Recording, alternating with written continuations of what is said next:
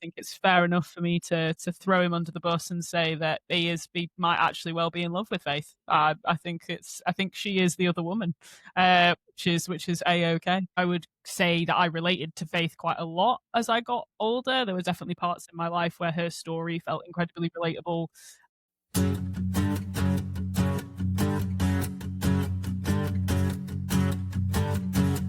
j'arrive à j'ouvre my edge vocal.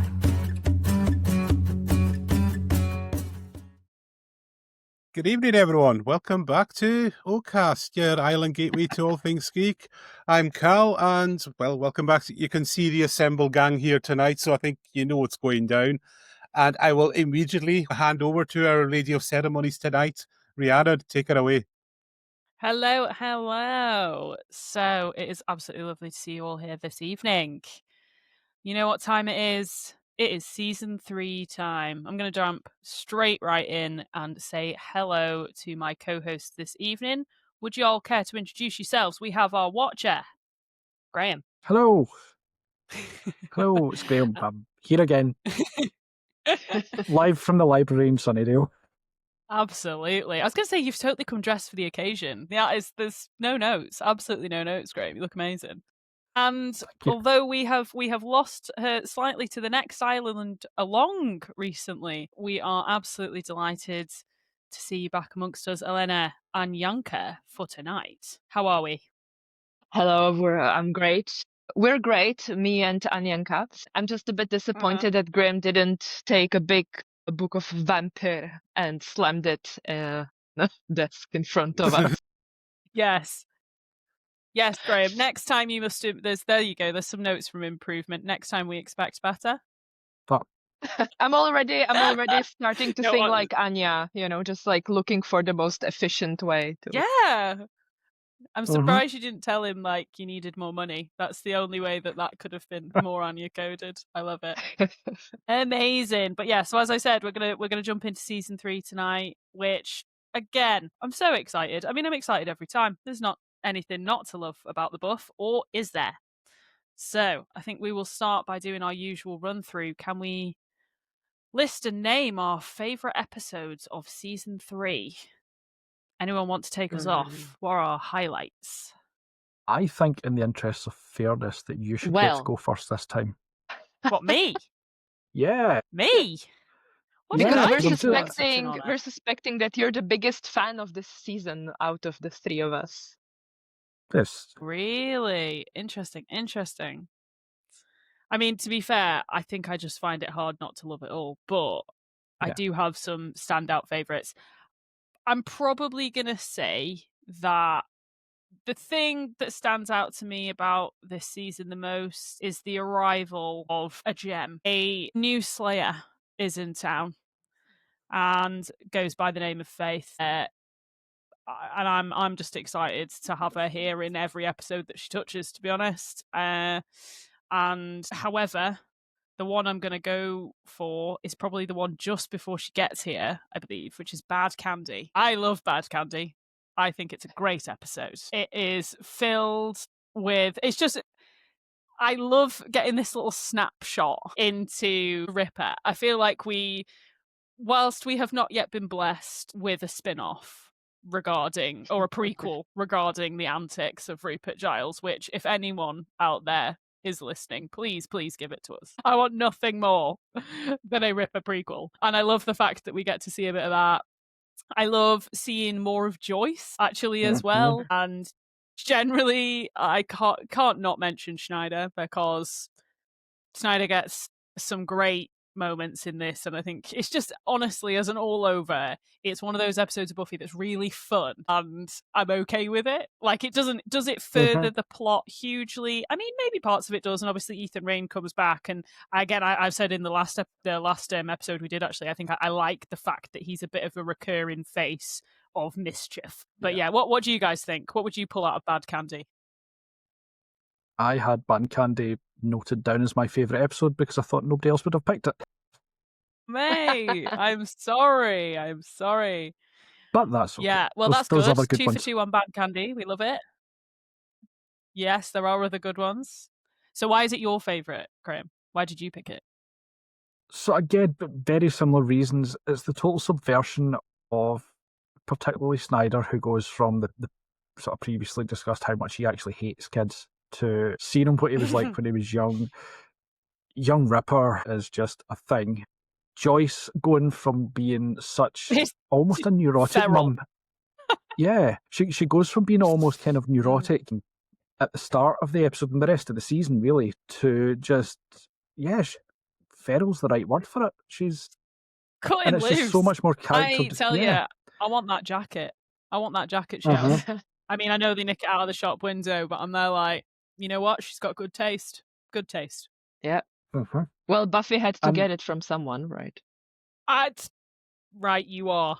Right, you are. Absolutely. Justice for Joyce. Justice for Joyce. Justice. She's more than an annoying mum. Yeah.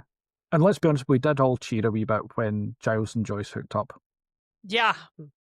Twice. Yep.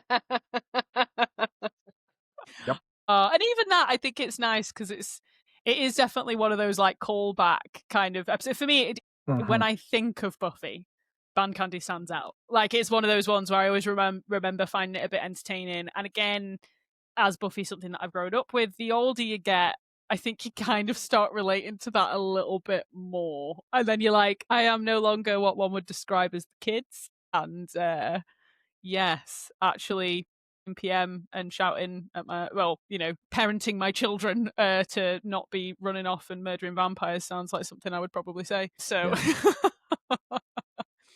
yeah, so I like it. I think it's fun to see them in a different light.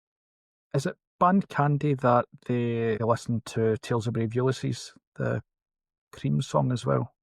When I think Giles so. is I think you're right. Introducing Joyce to it. Yeah. That comes back later. Yeah, and they're sat and he's doing his hair and he's like smoking a cigarette in the living room. And she's like, oh my God, you're so cool. Like, I love that for her. Joyce. We've all been there. God bless. Yeah. It's almost like that thing in Barbie film when they're talking about Ken, sitting there playing on the guitar. He gets like his records out and is being like, these are my records. And Joyce is like, oh, wow, you're so cool. Like, you have records. The classic. Yeah. You have records. Wow.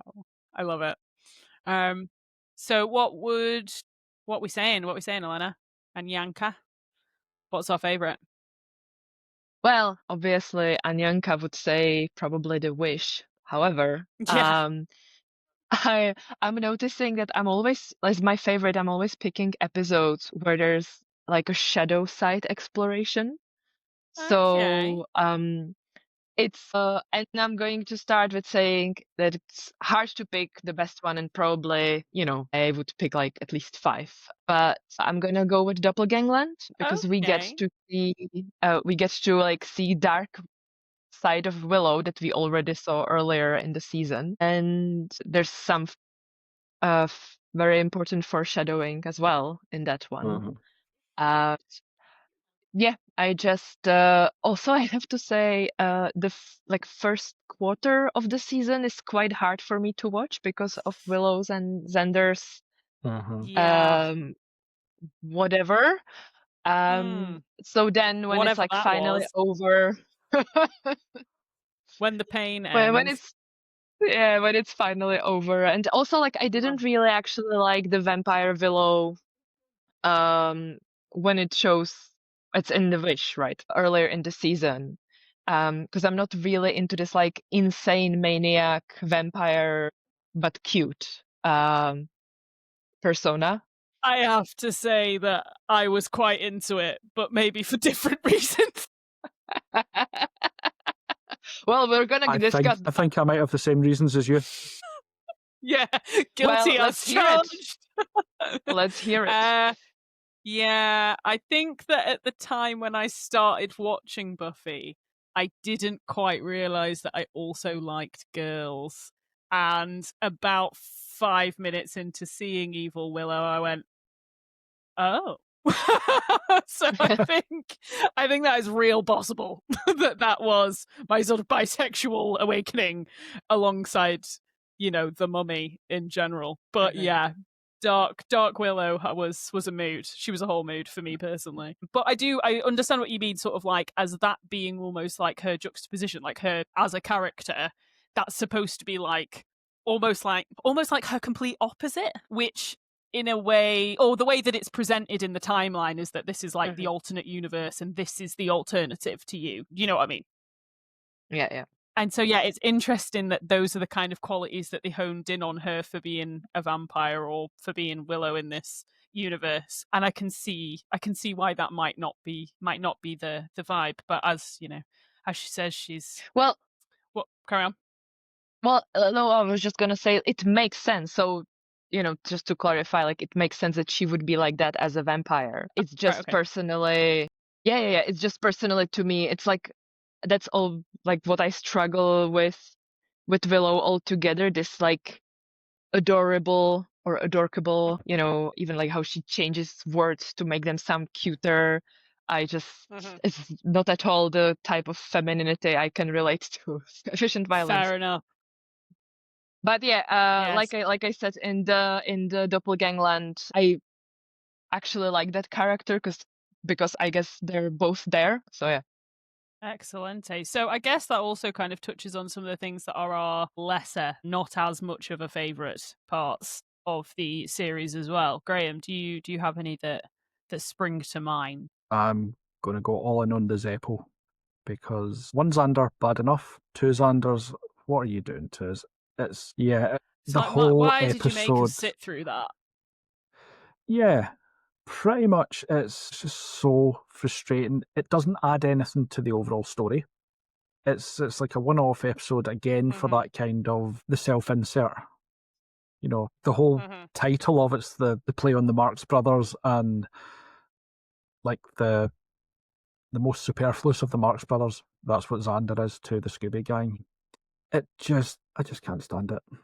Yeah, I mean, I feel bad that. I mean, do I feel bad that like every episode we kind of lightly slag Xander off to a degree? Yeah. Do I feel bad? No, I don't actually, and in fact, I will encourage it.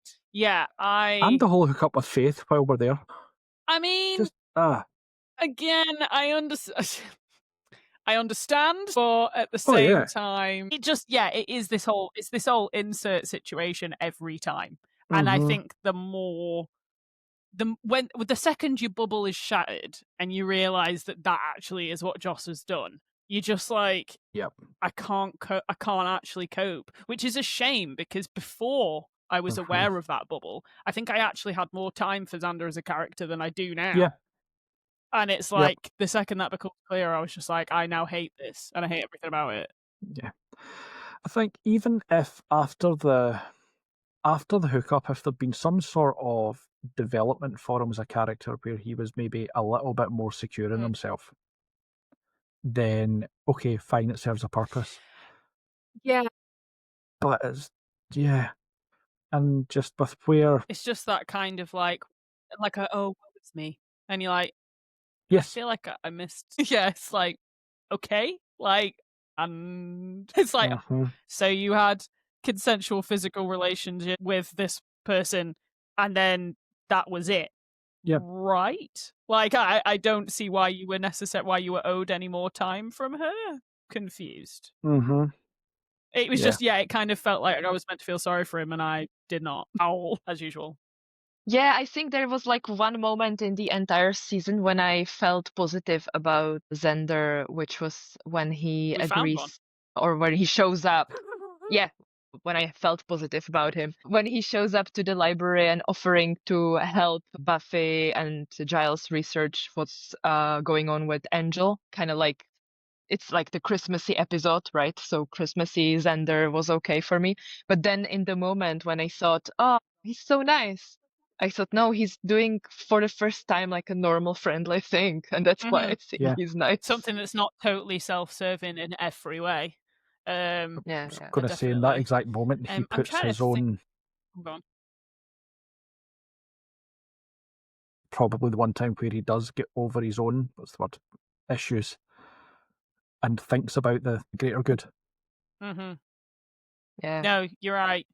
And I think it's probably the first and last time. It's like, that's it, folks. We have identified the first and last time that Xander does not do something entirely self-serving as a character. Yeah, it's pretty terrible. I'm just trying to think what else. Okay, this is maybe just me, because actually I think it is a good episode in a way, but I really can't cope with gingerbread. I don't know if it's because it's good that it stresses me out. And actually it might be. I think it's that whole thing with being like, you need to get the bad girls, and like the little kids and like the mums all being so annoying. Like I was just like, I think I just find it. It's again, I think it is a good episode, and by the end of it, you're going like, when they realise there was other children, the children are the same children, it's repeating, and it's the gingerbread story. And the bit at the end when she stabs it through the neck, and she's just going like, "Did I get it? Did I get it?" It's like, did I get it? It's like, it's funny. I don't know. I think it's the fact that, like, yeah, the Moo acronym. Actually, you know what? I go back on this. Yeah. It's actually not that it's a bad episode in any way. It's that it perfectly captures how I feel about it, which is that Buffy's going, "Are you actually insane? Like, you're all here." And don't get me wrong, I'm assuming this is a metaphor for something bigger, which is that these children have died and actually they're not choosing to do anything productive to change. Like, you know what I mean? They're not actually doing anything. They're just kind of conflating whilst also ignoring maybe the sort of major issue that actually needs to happen. Don't know. Maybe that's me. But yeah, Moo. No, What an annoying definitely. acronym. I agree that it's a hard episode to watch, although it's good. And it's almost like, if the characters, if I were treating them as a psychologist or counselor, I would totally expect that Buffy's mom always or Joyce, why do I call her Buffy's mom? She has identity, and now she leads Moo. So, but she's in denial about what's really happening, and we can imagine that most parents in Sunnydale are in denial, because otherwise they would pack their kids and move away. Yeah. And then it's like when it finally is triggered, or like the curtain is lift, they just overreact and develop in this almost like crowd. I almost want to say crowd psychosis. It's just like like a sort of a complete mob, like mob thing at the end. Yeah. And while as always there's some like dark magic in it, right? It's not like just them reacting like that. It kind of like ties neatly with the rest of the situation in Sunnydale. Totally. Yes, you have It's an far allegory more for eloquently than I managed to put that into words, because that is exactly what I meant. So thank you. It's like, for anyone out there, I feel like I'm running on like 20% today. So thank you so much for saying that. I think you're spot on. It is an allegory for the Salem witch trials, though, isn't it? Yeah, I imagine so. The mob getting I think it's carried away probably and like so on. Hey, do you want to know a fun fact? Do you want to know a fun fact about the Salem witch trials? Actually, so I was raised in the a fun fact. So it was Salem witch trials is actually it was the biggest witch trials in British written legal history, because it was still part of the British colonies at the time, and the same papers that were used to try the witches of Lancaster were shipped over to Salem. I know this because my hometown is Lancaster. But yeah, so technically Salem is the biggest witch trials in British written legal history. There you go. Oh, fun fact. That's interesting. That is a fun fact. If you find things like that fun, I mean, that's possibly just a window into the things that I find fun, which is maybe kind of tragic. But it's dark fun. Yes, I was going to say, yeah, it's dark fun, and it was witch relevant. Yeah. So there you go. It could be worse. Anyanka approves. Anyanka approves. Excellent. We love to see it. She was probably there, to be fair. What was I thinking? Another moment I'd like to actually put into my love category is the prom. When Buffy gets her umbrella. Yeah. Have I got that Class the right way protector. around? That is in season 3, isn't it? Yes, Yes, class protector. Prom, yeah. Episode 20. It's right at the end. It's just before graduation, isn't it? Yes. Graduation part 1. Yeah, I think that is just like, honestly, is it possibly like one of the only times that Buffy actually gets a genuine pat on the back from like anyone? Like, other than just constantly being told how she could do better at saving the world and dying several times. I think it might be like one of the few times that people genuinely turn around and be like, no, you are absolutely solid. Thank you so much. Yeah. And so I love to see our girl getting recognized, even by the mere mortals. You know, they don't even know to what extent, but it's that her goodness on the huge scale has been felt even by the people just kind of next to her. And obviously it being Jonathan that gives it to her after we've had Earshot, which I think was After just like a Earshot, couple of episodes before that. I know it's at the back end of the which again is a very, for many reasons, I'm sure, a very sensitive episode for a lot of folk. And yeah, it was actually brought, I think, a really nice human element to it, because it's like, you know, these gestures, thoughtful gestures, go quite a long way. Yeah. Yes. And it was nice to see her win for a change. And it was almost like, you know, the episode Dead Man's Party, where she gets basically the second episode after she comes back to Sunnydale, and everybody is like going after her, which I find really hard to watch, and I can't cope. I just hate all the characters. Yeah. Yeah, it's really not the one. So it's almost like that's like the opposite episode, the prom. And in between you have the wish, where we see what Sunnydale would look like if Buffy never arrived, which is also kind of like, you know, nobody tells her, nobody appreciates her, which, like, obviously the gesture with the umbrella is way more important because she actually gets to enjoy that. But even there we see that, people don't know what they have in Sunnydale. No, people don't know what they have, and yeah, it's nice just letting she actually, I think it's like one of those one moments where she actually gets what she's always wanted, which is like a regular teenage girl human moment for a split second, for one night. She gets that. And actually I like that, because obviously, you know, like, that's what everyone hopes prom will be. Like, everybody hopes prom will be that you get a nice award, or you win a crown, or you do a thing, and then you get to dance with somebody. And like, in the ideal of like what prom should be, that's generally the thoughts associated with it.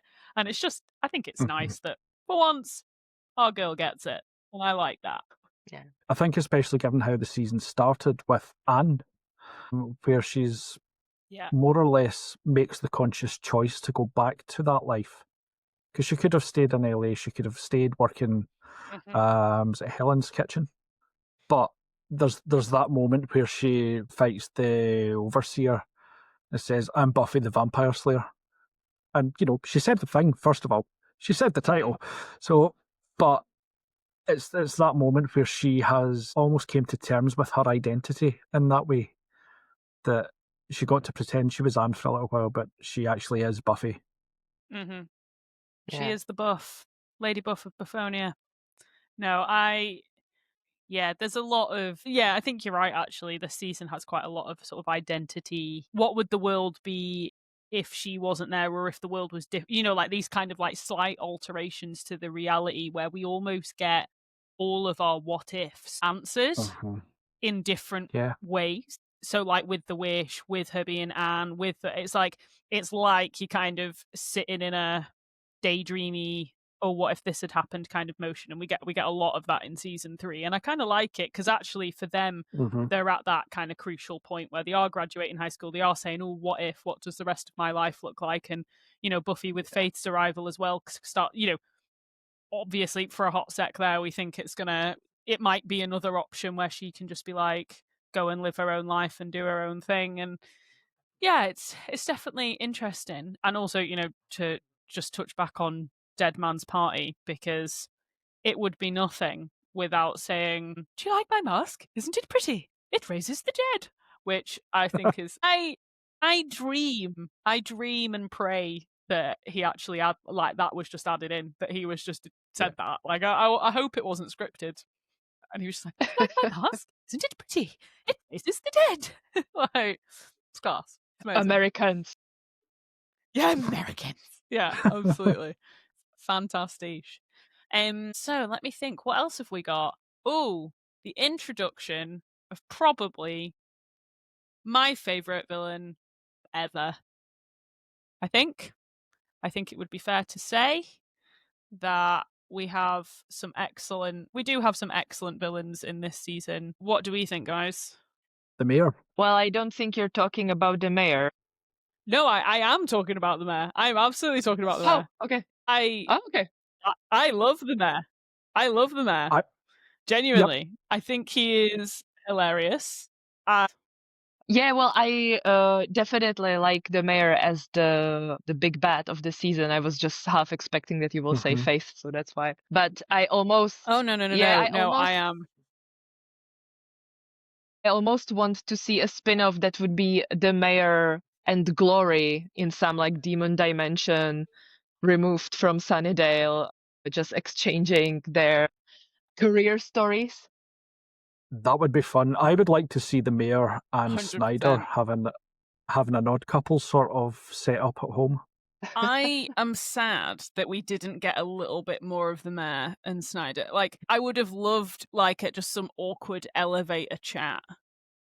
Yep. That's the only thing that I would have wanted more of. Is just to see them kind of I really also enjoy the dynamic where you see Snyder being such a little rodent around him, where he's like such a mere bootlicker, and I kind of enjoy it. Like, actually, how else are you gonna go other than the school being eaten by a giant snake? Like, it just felt right. It just felt right. Yeah, that's just how you graduate. I might be slightly... It's just how you graduate. I mean, I was sad we didn't get one, Where was my giant snake? That's what I have to say. But no, I do think, well, you're not wrong, Alena. Introduction of great villains. Faith is a great villain, and I think she's very complex. She's a very multifaceted character. She tugs on a lot of heartstrings for a lot of different reasons. Some people, I will give a shout out to my partner here. I think it's fair enough for me to throw him under the bus and say that he might actually well be in love with Faith. I think she is the other woman, which is a-okay. It's understandable at the very least. But yeah, she is fantastic and very complicated. And actually, I would say that I related to Faith quite a lot as I got older. There were definitely parts in my life where her story felt incredibly relatable and gave a space for that in TV, where you could see a character arc and you could feel empathy for this person. You can see how they developed. Do you know what I mean? Like, there was redemption for her. And whilst obviously things that she did were very, very, very wrong, there was healing, as we see rightly or wrongly in very odd situations, in very odd circumstances through season 4. If I'm right in thinking as well as it's... Yeah, as I say, I do apologise. I'm not operating on all my percentage today, so I'm a little bit slower on the recall. But yes, I think as well with Faith. What are we thinking? So we've got... I'm thinking as well with Faith that you've almost got that thing where it's the mayor has stepped in and taken advantage of what was a tragic accident, and then used that to manipulate her. Yeah, really did. And for the one of slightly different circumstances, that could easily have been Buffy. Yeah, 100%. Well, and did you notice that in this season they are constantly bringing up the ethical dimension of being a Slayer in a world with people without supernatural abilities? Because already in the episode Gingerbread or Ginger House, this fairy tale has a different name in Czech, and it's always tripping me up when I'm trying to remember the name of the episode. That's okay. It's Gingerbread, I think.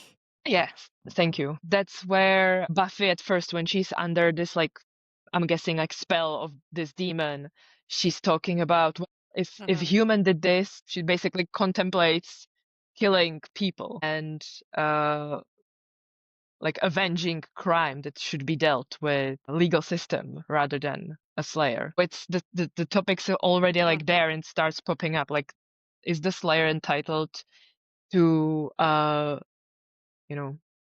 act outside of law, and to what extent? Because she does have to, like, of course she is acting out with the legal system, strictly speaking, but then of course it's really explored with Faith.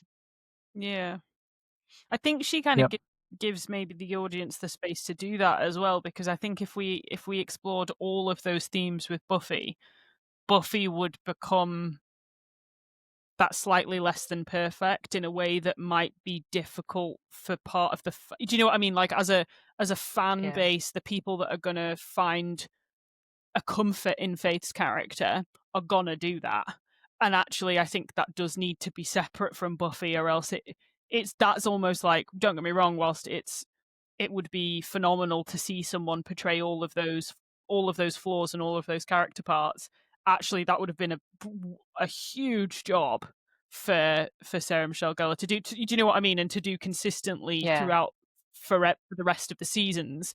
Whereas to have actually those split as the mirror of each other, as the sort of, as another what if. Like, it's the what if of Wish, it's the what if of Faith, it's the what if is for me, I think possibly the underlying theme of this whole series is that. And actually what it allows us to do is that little bit of relief, where if Faith if that story feels a bit too much, do you know what I mean? You don't have to necessarily connect with that the whole time. But equally, I kind of like seeing her break out of school for once. Like, you know what? Like, go party. Go party. Do that. Obviously not What do you condoning think it, about because I'm more Joyce these days, but what do you think about the introduction of Wesley?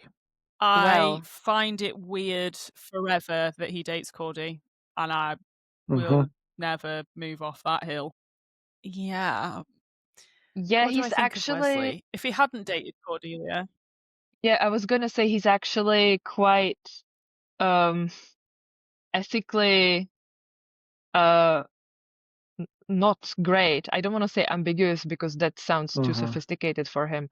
But yes, him entertaining the idea of relationship with Cordelia, and then also, he turns out that he's actually very cowardly, or like, it's not even, I mean, there's nothing wrong about people being afraid for their lives, but that he's willing to sacrifice other people to save his own neck. He's presented like this like foolish, silly man, but actually it's quite unpleasant. I think it is whether or not they intentionally did that, like whether that was their intention or not. You're absolutely right. Like, they actually created this quite a sinister character, where it's like, you've got this guy who is like, oh, well, I didn't know, so that's fine. And you're like, no, just because you're willfully ignorant of the fact does not make it fine. It's like, which is a shame, because in a way, actually, I think Wesley could have been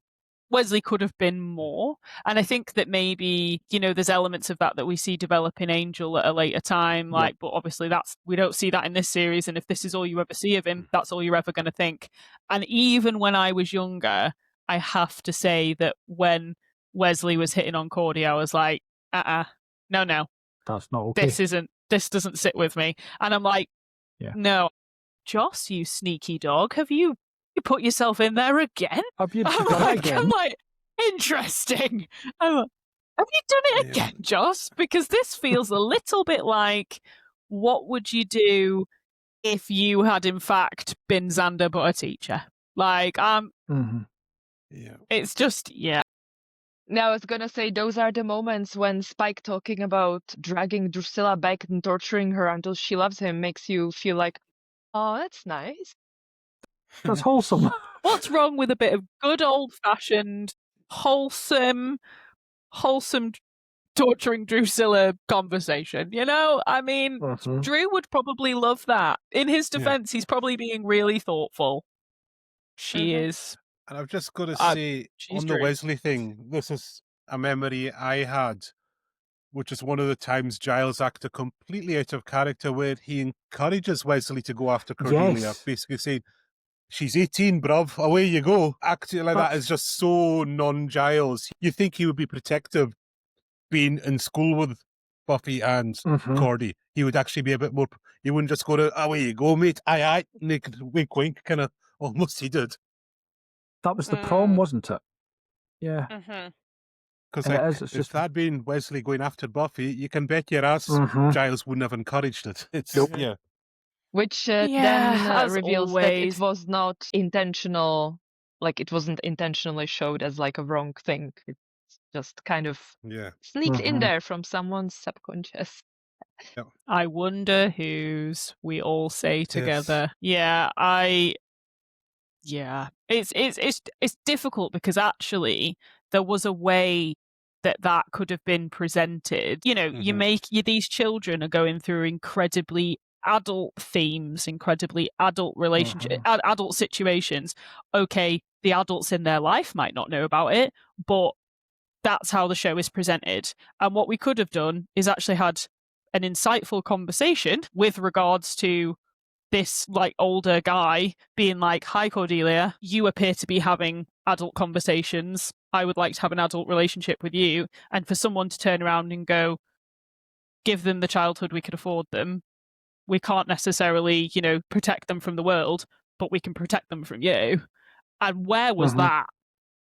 Like, and I personally think that was actually a massively missed opportunity to have a conversation that needs to be had with some people, apparently. Like, apparently, some people need telling that one does not try to date. Are they 16, 17 in this? Are they 16? Yeah, I can't even remember. How old are they supposed to be in this season? No, they're 18 in that because there's specific mention of Cordelia is now 18. So it's like Giles is saying, "Well, you've got the green traffic light now, bruv." You know, it's that kind of very blokey moment, which is very Buffy out of character for Giles. Yeah.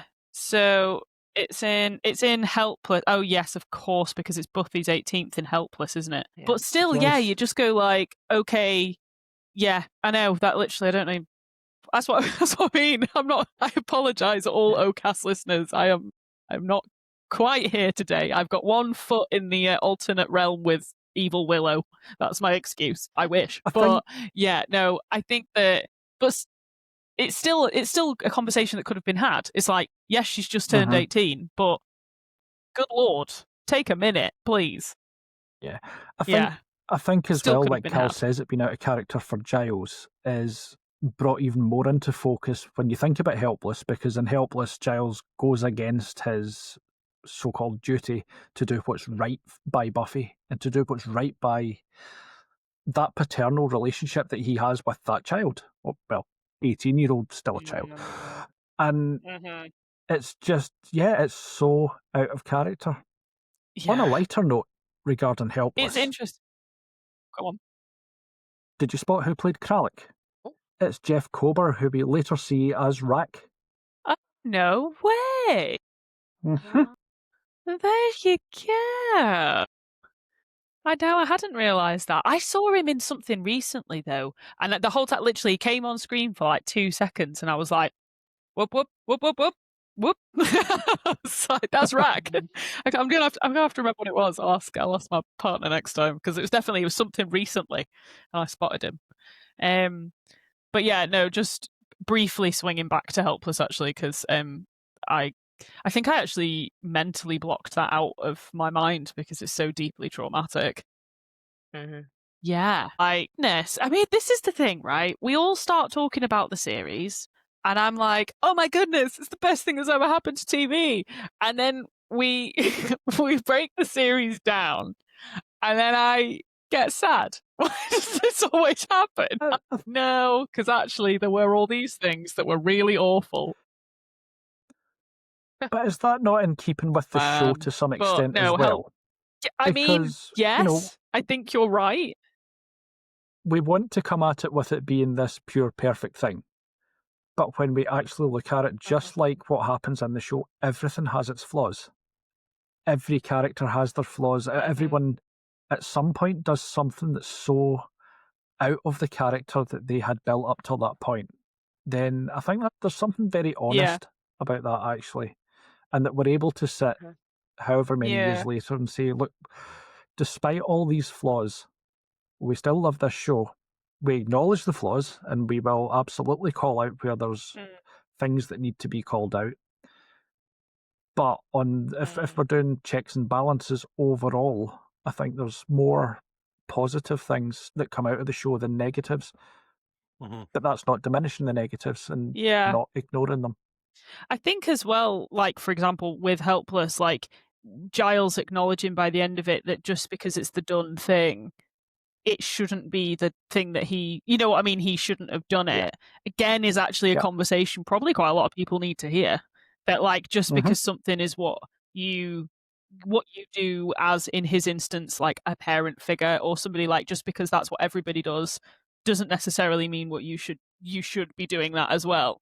And so, as always, I say the lessons and the things that you carry. What I like about this show, as you rightly say, like, you can take things away from it and you can think on them. And actually, growing up with it or coming back to it and watching it, I think you will always resonate with one, something new every time. And you can kind of go, here are the imperfections, but also here are all the things that really stand out. And here we are talking about it how many years post, and there's probably a really good reason for that. It made an impact, and art should impact you. Obviously, what you brought up there in terms of the not doing the done thing, it's so relevant. Our day jobs, for example, how often do we hear in our day jobs, well, this is the way it's always been done? Well, tough doesn't make it right. Too often. Yeah, be very careful with my wording. But it's difficult, isn't it? I think that there's sometimes, as people, naturally you want to be hopeful, and you like to think that you surround yourself with other people that want to be hopeful and work towards a better world. And actually, I think sometimes that's the reason why I resonate with Buffy. As you say, it's these imperfections, and they pick them up and they learn with them and they grow with them, and they allow these experiences to change their characters. And that's why I was saying about the sort of the Buffy Faith split, is actually, if you gave Buffy all of this character development, my God, the rest of them would look like a shadow in comparison to and they already sometimes do, to the behemoth that is Queen Buff herself. So it's, it's all about having that balance and that space to process, and Buffy definitely gives us that. Suppose I'll ask you guys, how do you feel about there's a whole lot of cheating going on in this season? Xander, Willow, Cordelia, all of them. Do you think that got a bit too much into teen angst, or do you think it was necessary for the story and the characters? Yeah, I don't see what that did to the story at all. Also, I think it's a shame because like, cheating is something many people will experience, and there are so many prejudices around it, and so much blame is being placed without interesting questions being asked. And here it's just this, like, I get ick every time I see, like, Willow and Xander flirt. I don't see the chemistry really. It feels really out of place for me. There is a part of me that goes, okay, if what you were trying to do was demonstrate that not all male-female relationships have to have a purpose that ends in some kind of physical or sexual relation, I'm like, if that was the point you were trying to make, one, you kind of underdeveloped it, and two, you just didn't need it to be there. It's like it just, but we all know that's not why it was there. And it kind of upsets me because I'm like, actually, again, as you say, Alena, like, we could have had actually kind of like an insightful conversation, or if someone had been, or if they did do it and then we had sort of development, fine, but it's just the kind of the hollowness and the insecurity and it's just like, in a way, okay, is it showing us all of their bad qualities, or sort of the qualities that they're most conscious of at the time? Maybe, I don't know, but I just feel like it just wasn't done in the right way, if that's what they were trying to talk about. And as you say, there's loads of people get cheated on. It's absolutely horrendous. I've been cheated on. It is the worst. And again, we could have had this in a way that didn't then ultimately fracture these relations in a way that's completely like irreparable for some things. Like, yes, people do these things and friends do get with each other and it's awkward and it's all, and at these ages and all the rest of it. But it's like, I just feel like the conversation wasn't there and Joss just wanted to get with Willow. I mean, Xander just got with Willow. Weird. Yeah. Not for me. Hard pass. It's actually, I'm now that in hindsight, I'd said it was the prom for the whole Giles and Wesley thing. I actually think it's Lover's Walk, which puts all of the ick into, or most of the ick into one episode. It does. It contains the ick quite well, doesn't it? Yeah. Yeah. But still. I'm so salty about it. So salty. It's also what I hate about this, because I'm going to jump forward in time slightly, and I think we all probably know where I'm going. But for then when he says, I love you, Willow, how hollow does that because of that one stupid episode in season 3, that lost it just lost its pinch for me, and I hate him for it, because it could have been everything. As somebody who has a very close male best friend who I honestly think of as a brother in this life, and he is a fantastic human being, also a big Buffy fan, love to see it. It just, then I was like, what, why have you done this? Like, this could have been the most purest, and it could have been his one redeeming feature in the entire show, that no matter what, he had stood by Willow and everything for no kind of self-gain, and they ruined it. Just like, no. It's like, there we go. That's my firm. So there you go, Cal. That's how I feel about it. What do you think of the finale? So, Graduate Day Parts 1 and 2, in terms of closing that chapter for high school for the Scoobs? Because I think it's pretty much Alena? Perfectly done. Yeah, I just agree.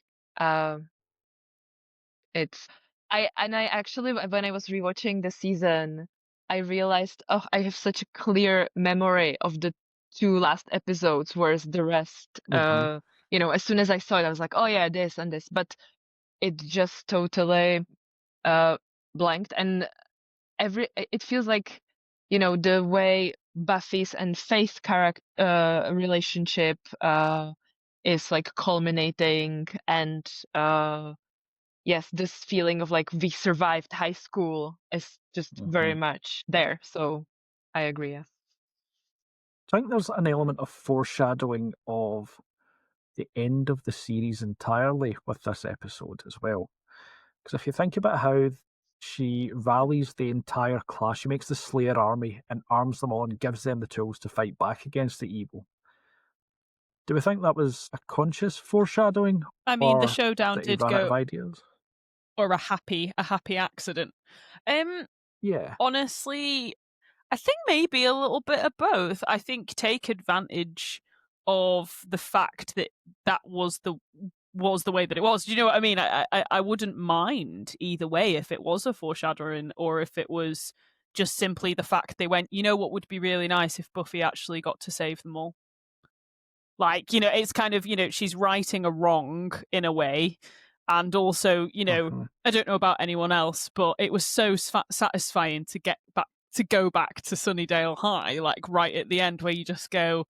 And I don't know about anyone else, but if you've ever been back to your high school or your school, like your primary school or something, like if your kids or your friends go there or whatever, it is weird. It's like, I spent my entire life in this building and it doesn't know who, like, it's not anything that I recognize now. It's like, it's no one knows who I am and doesn't recognize, and I spent 10 years in this place. And it's like, that's kind of for them. It's like, it's so, when I think of Buffy, I think of the front of Sunnydale High. That's the first image that comes into my head. And I'd like the library, It's weird to me that we actually only see this for 3 seasons, because in my head, they're there forever.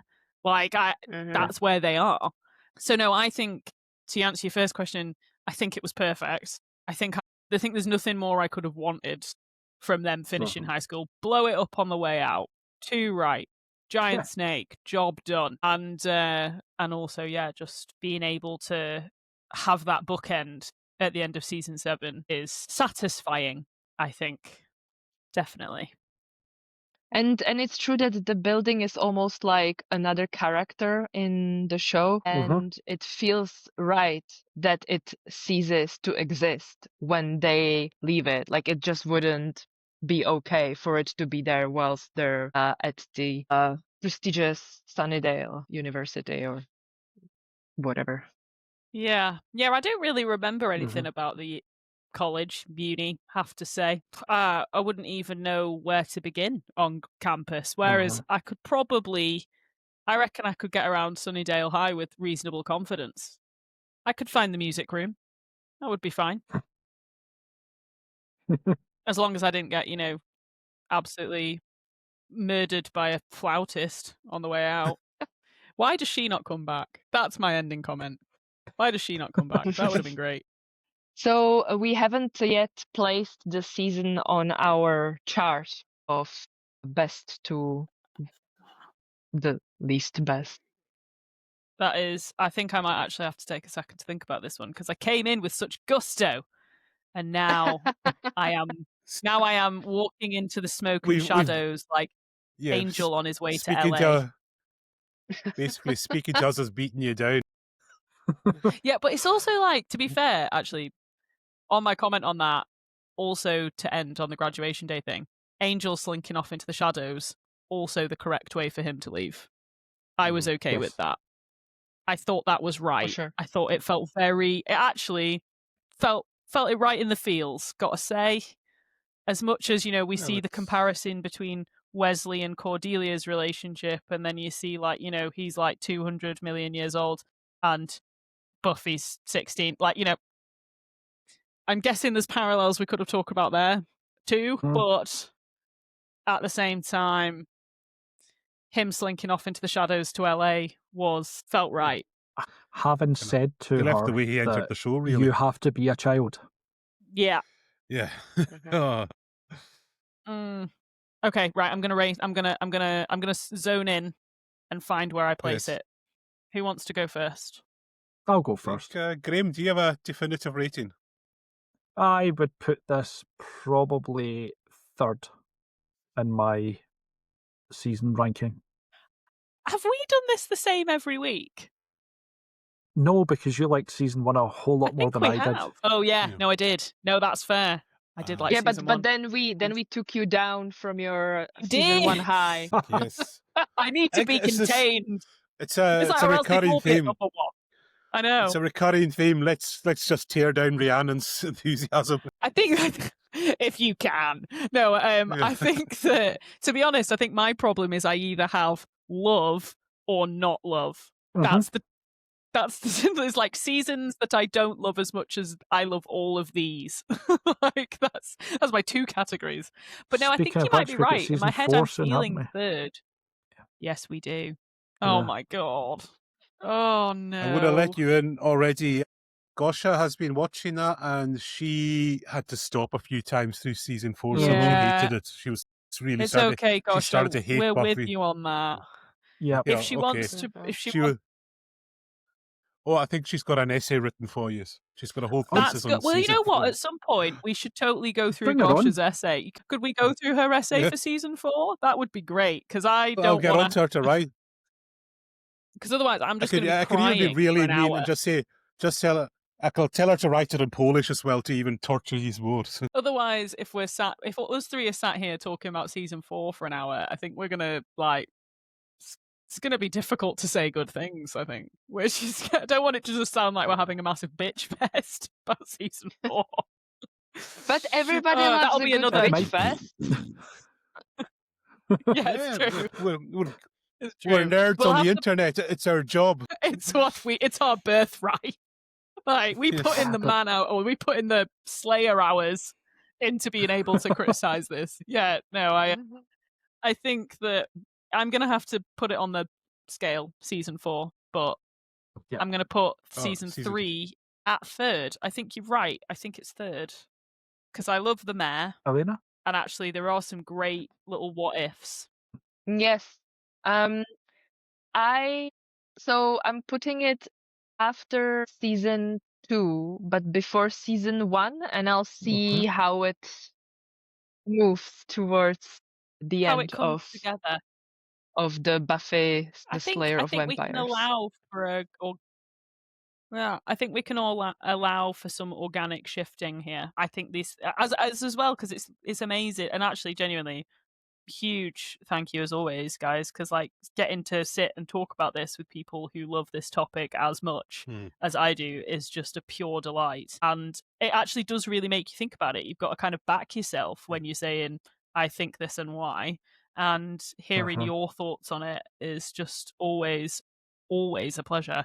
So yeah, Likewise. I think you're right. Let's keep it reasonably flexible. Yeah. So is that everybody's ratings in? Is that all the ratings in? Is it? What was is that all Grant? everyone's ratings for the sea? Oh, sorry. No, it's all right. I was just going to say, I think that every time you watch it, you need to have that flexibility because, like you said, you're going to pick up on something different or something that hasn't resonated with you before. You're now at a different point in your life, and it does. So, yeah, my favourite season, 20 however many years ago when it aired, probably wouldn't be my favourite season now. And I no longer fancy David Boreanaz, which, that one must... I mean, I still fancy Dark Willow, so maybe I haven't grown that much. But, I'm just a girl, like, There's only so much I could do. Let's do at the end of season 7. Let's do who do we fancy the most from the entire show. Yeah, that sounds like a great thing to sit and debate for an hour. I'm so down. To see if there's one person we can all agree on as well. It would be interesting. Yeah, that's true, actually. With that, I wonder. Maybe we have to come with a top trump card, like our reasons why. Yeah. And then we have to state our reasons why. Well, and it's now time for me to spring on you you guys a surprise. As you know, with the guests, we do a quickfire round at the end. So I've prepared a quickfire all about season 3 for you guys. Ooh, hooray! So it's just fingers on the buzzers or just shout out the answer as you know them. So number 1, I can't believe I came up with this question. Giles and Joyce revert to teenagers in Band Candy. What 2 places do they confess to having done it on or in? A police car twice. The hood of a police car twice. You're half right. There's another one. Police car is right. I'm half right. Oh, was there another area? There's another one. There's another area there. Yeah, where Shall is I it? tell you? Yeah, just tell us. It's Giles's car. Okay. See, you were in I'm the sad right. about that. I'm taking it personally. That's okay. Right. I'll get over it. Okay, number 2. In the alternate reality of The Wish, what is Vampire Willow's pet name for Angel? Yep, yes. Correct. Good times. All right. Number 3. Before he ascends, what unusual food does Mayor Wilkins become obsessed with carrying around? Other than the weird scorpion things. If you need a clue, think of a famous Arnold Schwarzenegger quote. A word he says very funny. Choppers. I thought you might get it with that one, Graeme. No. Put the cookie down. Yeah, it's the is it Toll House cookies? What is it? It's Yeah. Okay. This one might be a bit difficult. What SAT score does Buffy get? I mean, I think it's really high, isn't it? I can only hear Elle Woods in my head. That's not fair. It's like I can only hear Legally Blonde. That is not right. Oh my goodness, we're really not doing very well at this at all. To be fair, if I knew there was going to be a pop quiz, I probably would have studied. Is it like 14 or something like that? No. You're almost there, Alena. It's 14:30. Thank you. Yes, there you go, Graeme. Nice. We did it together. Well done. What a team. So, right, in the Zeppo, what is the highly suggestive name that Xander gives to his knife? I was going to say... Little Joss. Yeah, I was going to say, I'm like, Joss Whedon. I think you have to tell us, Carl. It's Katie. Oh, I just hate Okay. him. I'm getting that, Graeme. I'm getting that feeling I had on quiz night now. It's that warm feeling I had watching people struggle. What was? What is the main reason why Anya doesn't attend the graduation? She's running away. Nope. This is so frustrating because I feel like it's just there around the corner, the answer, because I just watched it. Yeah, it's like, this is what I mean. It's like, because I've not seen season 3 in a while, I feel like I'm scraping the bottom of the barrel here. I give up. Okay, she's terrified of death and massacres. Right. Yes. I would give Rhiannon the point for that. She does say that she ran away. All right. Yeah, I feel like she said she was scared, and so she was running away. Yeah. But it's okay. I'll take half a point. Yeah. She'd been at a previous ascension. Okay. Yeah. Because she was like, last time this happened, she was like, bad news. Not good. Yeah. So when Wesley first attempts to comfort Giles after being fired by the council, what incredibly stiff and awkward thing does he do? Exists. Don't know. It's a pat on his shoulder that kind of awkwardly becomes a proper hug. Okay. All right. So, in The Wish, what detail about Giles's vampire fighting appearance does Cordelia immediately critique? Probably his clothes. Is it his jacket? Exactly. Yes. Just terrible fashion sense, basically, is the answer. Yeah. There is nothing wrong with that man's fashion Number 9, sense. there's only... All right. You're there, like, straightening your bow tie. I'll have you. In fact, many men wear it really well, and more should do so. Very good. Yep. Number 9, which character is mistaken for the second Slayer during Slayerfest 98? Cordelia. Yes, correct. Okay.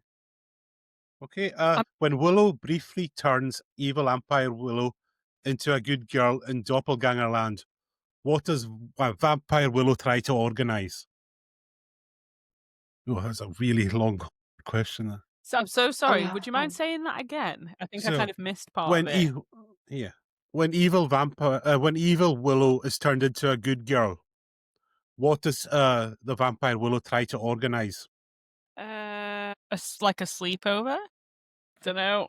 Oh my god. It's the May Festival Committee. Yeah.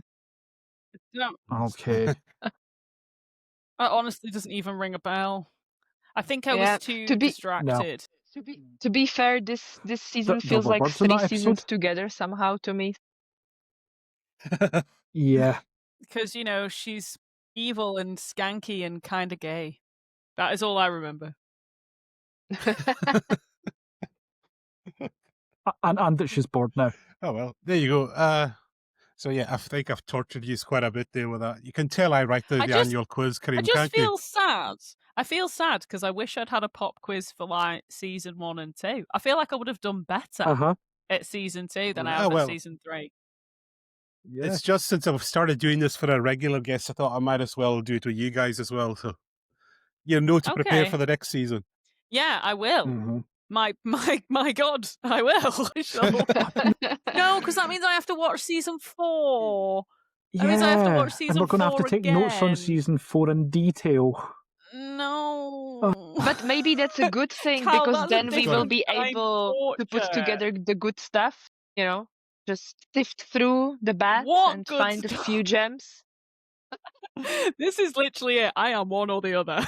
Like, what good stuff? Yes. Okay. Hostile 17, In there's that the case, good stuff. we are all now... Yeah. The Hostile 17. That's it. Done. Yeah, okay. In which case, oh my God, we have to watch Beer Bad. No, we don't. We can just pretend it doesn't exist. It's like the worst episode of TV ever made. Yeah, I know. Well, I'm trying. I'm trying. No, okay. That means if we're all having to watch it, we all have to watch season 4. Yes. Some of it. We Should all we do a have to live watch watch it, along? and just I so might we have can... to and do the that. challenge is to find at least 5 good things we like. A whole And it cannot be the Oof, grr art Oh, Hush! it can't be the theme tune or the end. It's like, damn. Right. Hostile 17. My favourite is the last episode because it's over. Yeah, Alright. Hush is good. Hush is good. Anyway, Hostiles. I Well, think we'll get to save that. that. We'll save Yeah, it. we'll get to save that. it for We're another not time. because we're almost starting to review it already. I think you're so desperate to get it out of the way. Just do it. I would All right. be like, Hush. No, Hostile we're 17. going through it. Done. We're going through it all bit by bit in meticulous detail. Oh, don't you worry. All right, guys. Thanks very much for coming along. I hope you enjoyed that. And Always. we'll be back very soon. And everyone out there, please like, listen, subscribe, follow, do all that good stuff, leave reviews for us. And also, I've been looking at analytics, so tell us where in the world you're listening to us, because I'm quite curious. There's some interesting locations that flashed up on that map, and we would love to hear from people around the globe who you're listening into us. Just drop us a comment or send us a message wherever you can. We would love to hear from you. And with that, we'll see you all. I think it'll be quite a while before I subject you to season 4. From the sound of it, I think you need to plenty of time to prepare. And Christmas is coming, so you don't want to be doing that over Christmas. I'm not going to make you do that.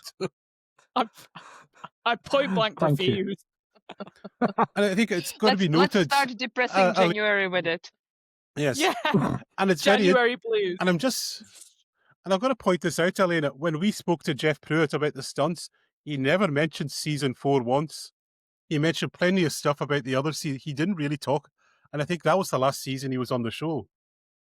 So I don't know, did it finish him off or what? We'll never got around to asking him that question that we didn't think to. Yeah.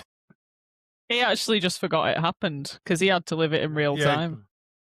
Yes, he saw all, not even in real time, he saw everything happen very slowly. All right, everyone, good night, and thanks for tuning in and listening, and we'll see you all very soon. Bye. See you later. Bye. Bye.